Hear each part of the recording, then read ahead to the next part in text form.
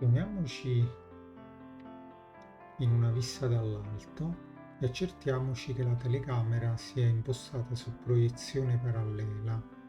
Andiamo su un rettangolo, facciamo un rettangolo di 0.5 punto e virgola 0.5. Clicchiamo su ok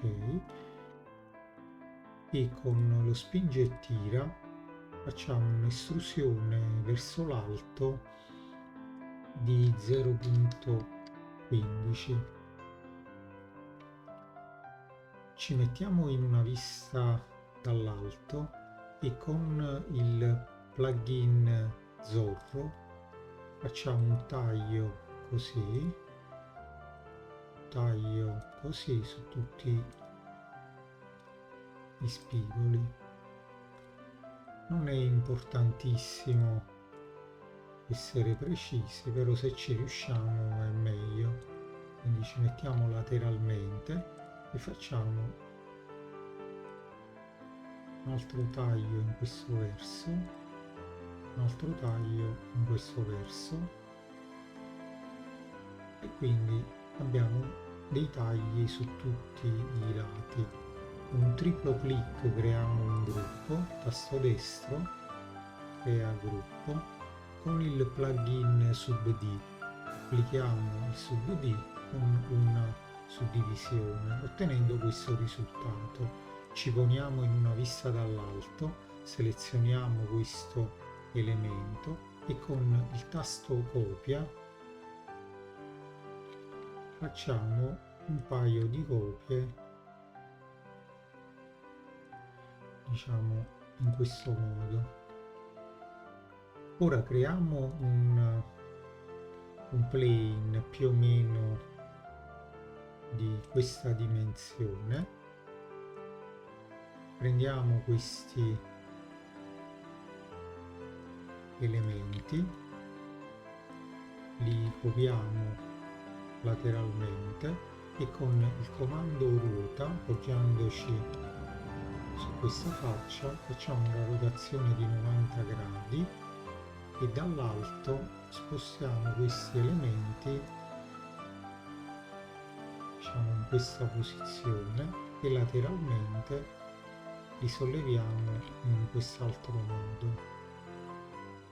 Prendiamo poi il rettangolo, diciamo che abbiamo creato prima, lo spostiamo leggermente così più fuori, facciamo lo stesso anche con questo, facciamo lo stesso anche con questo. Tracciamo una linea, diciamo in questa posizione, riselezioniamo la linea e spostiamola leggermente più in alto e facciamo lo stesso anche con quest'altro elemento. Ci posizioniamo in una vista 2D, 3D,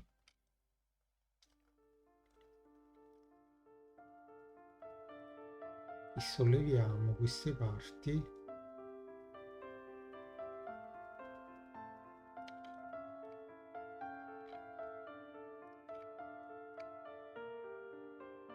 e qui ci accostiamo dall'altra parte per prendere la stessa altezza.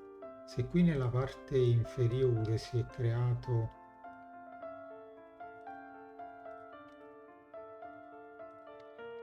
diciamo un foro, volendo con una copia, diciamo, dell'estrusione, possiamo andare a chiudere questi elementi, anche se diciamo non è obbligatorio. Nel caso in cui la faccia non si voglia chiudere, possiamo farlo con, diciamo, con la creazione di una faccia. tiriamo in giù questi altri elementi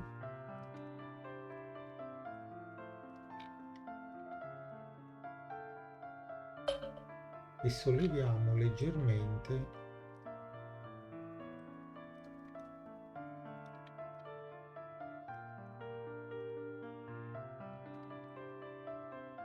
diciamo questa parte.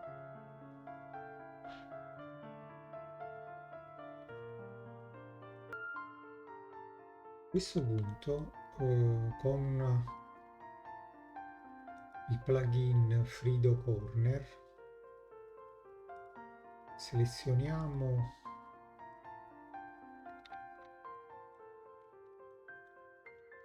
diciamo questi bordi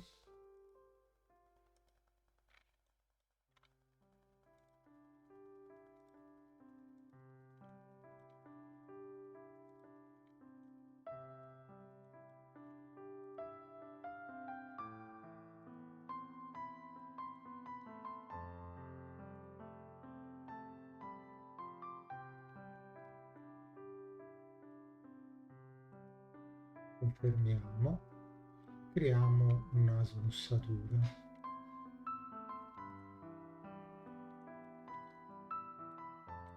Con un triplo clic creiamo un gruppo.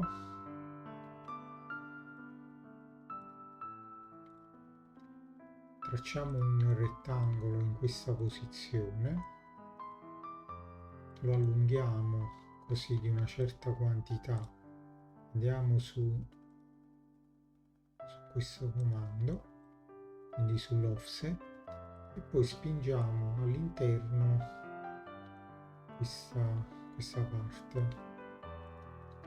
Con un triplo clic selezioniamo questo elemento, ne creiamo un gruppo, sempre con un triplo clic selezioniamo tutto, andiamo sempre in Frido Corner ed impostiamo